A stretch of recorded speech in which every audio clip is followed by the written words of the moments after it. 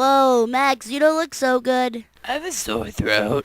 Dude, you want a Dragon Slayer? A what? A Dragon Slayer. It's this tincture that I make when I feel like I'm coming down with a cold. It sounds kinda hippie. It tastes like gas, but it really works. Oh, it tastes like ass?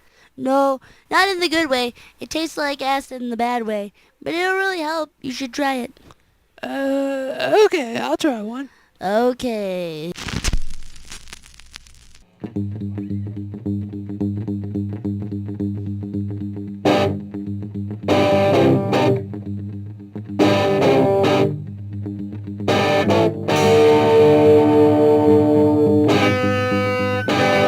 A little of this, a little of that. Alrighty, here you go. Drink up. Oh, God.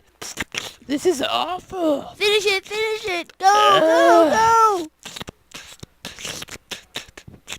go.